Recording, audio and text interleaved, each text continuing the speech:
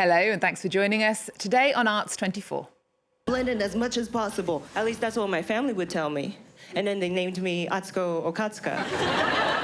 Atsuko Okatsuka is a stand-up comedian, an internet sensation, and the mastermind behind the viral drop challenge that had everyone from Serena Williams to Kerry Washington squatting to Beyoncé. She's built a global fan base with her offbeat humour, dance routines with her grandmother, and an HBO special that cemented her as a star in comedy.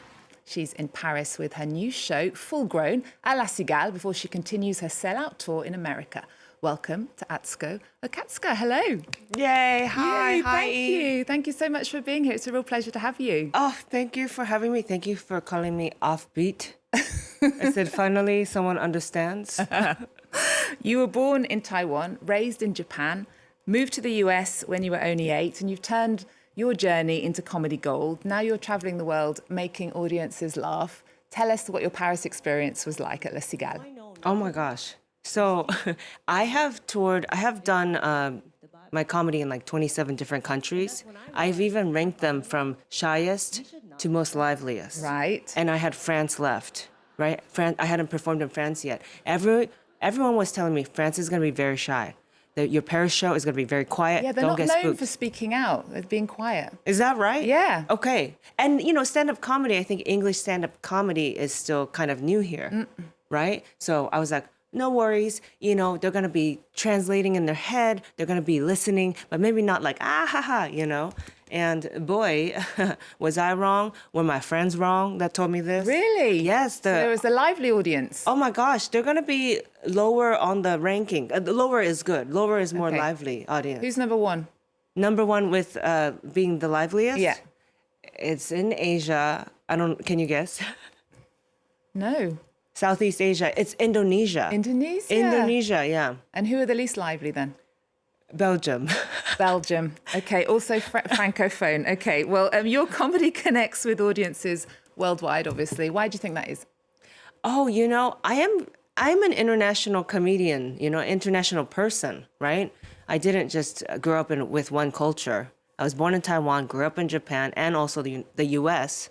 And I was always moving around in places where I didn't always completely speak the language there, And so I think I learned to talk with body language, with my facial expressions, right? And so that's how I've always communicated. I never used huge vocabulary words. I think that's why people can really relate. It's a lot of physical comedy. Well, let's take a look at how you engage with the audience. This was during your stand-up set in Singapore. Are there consultants in here tonight? What kind of consultant? Workplace. Workplace. Oh. Workplace. Oh, so general.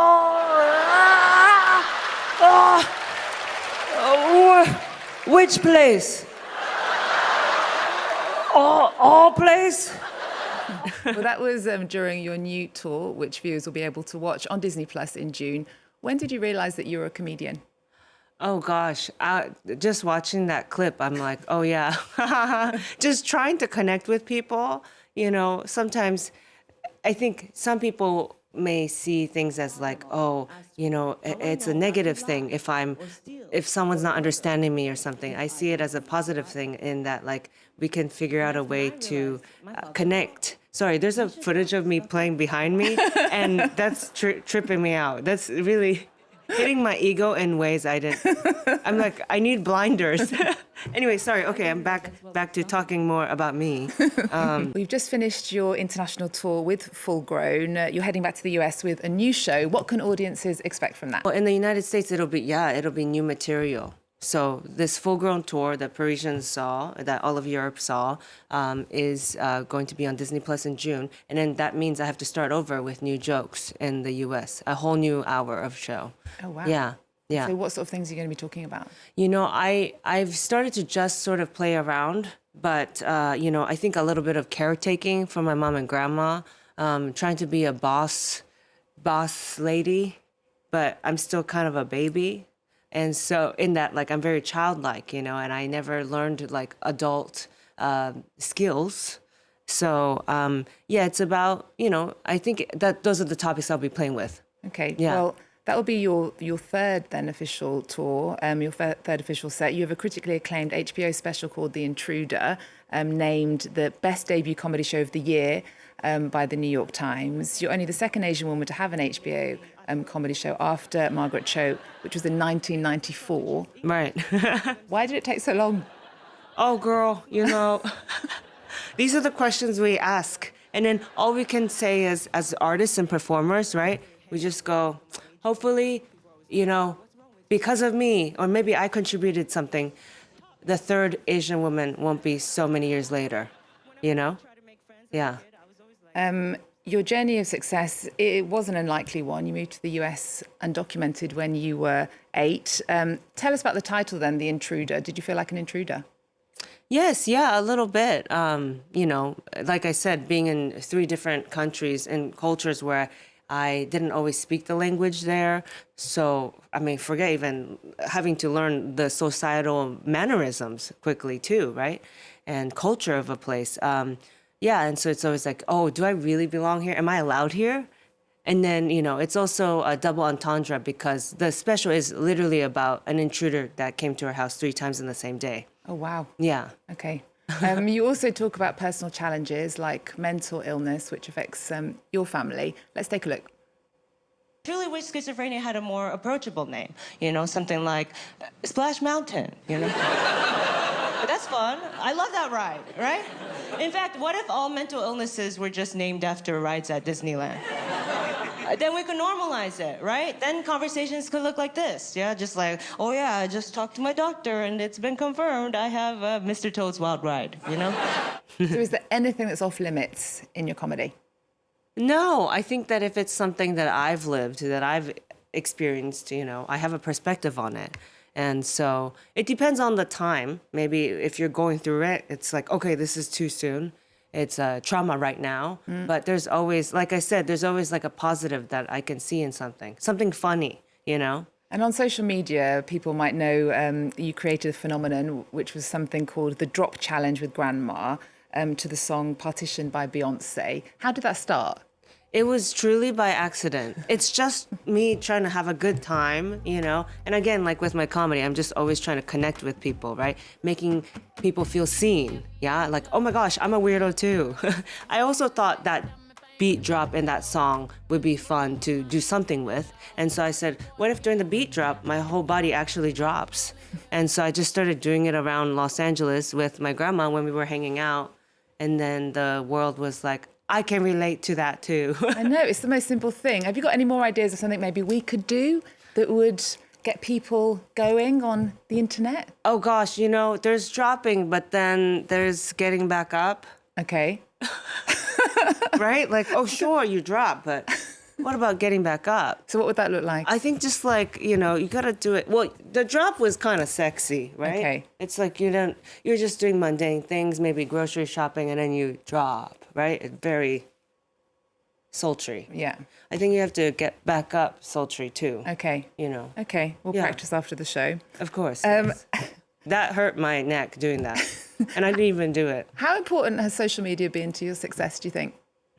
I think, well, when it comes to connection, that's ultimately the best place for it. Internationally, I get to, make people laugh, all over the world, right? Without having to physically be there. Not everyone can also go to a show, live, right? It's not accessible to everyone necessarily. Maybe they don't have the money for it at that time, or maybe they're not available that day because they're working or something. And, so it's been very, very cool for, I guess, quote unquote, the success. If the success is that, I'm trying to reach as many people as I can with my jokes and to make as many people I can laugh. Yes, social media does that. And I wanted to ask you about your gran. Yes. Because she's part of your success, isn't she? Grand? Lee. Is that what you call it? Granny, grandma, Yeah, love it. grandmother. Yeah. Nan, we say in England. Okay. Popo, Oba-chan. Okay. That's me. Yeah. Popo, okay. How did she become part of your comedy? Oh, gosh. Everyone in my life is not safe, from me not talking about it, or because it's, my grandma is like my best friend. I spend a lot of time with her. She's been a caretaker most of her life. So, you know, when I started making like videos on my own, she saw me doing it and she's like, hey, can I join too? And I was like, are you serious? She wasn't always like a silly person. So it was cool to see that I could bring that out of her, you know, by me being my true silly self, right? And that's all you can do is try to inspire other people to be their true selves by you being yours. Yeah. It really brings joy watching these images like you with your pal bar. So we always end our shows with our guests' cultural pick of the moment. You've picked a French artist whose exhibition in Japan has just wrapped up at the Mori Art Museum in Tokyo, Louise Bourgeois. It was called I've Been to Hell and Back, and let me tell you, it was wonderful. Why does she resonate so much with you? Well, the title itself, like I said, like spinning something that could be so traumatic to being a positive thing, to being something that you've taken to, you know, use as fuel, right, for yourself and for other people. I really resonated with that. You know, she's such a disciplinary artist. She makes sculptures, performance art, and, you know, and works with her hands. And, you know, I can relate to the fact that she's obsessed with her mom. Yeah, so. Okay, well, that exhibition is finished, but her work is always celebrated regularly all over the world. So we're going to leave you with some images of Louise Bourgeois. Atsuko Okatsuka, it's been a pleasure to have you. Thank you so much for having me. Thank you so much for being here. You are on tour in America from April, and our viewers can watch your show Full Grown on Disney Plus in June. Thanks for watching. See you next time.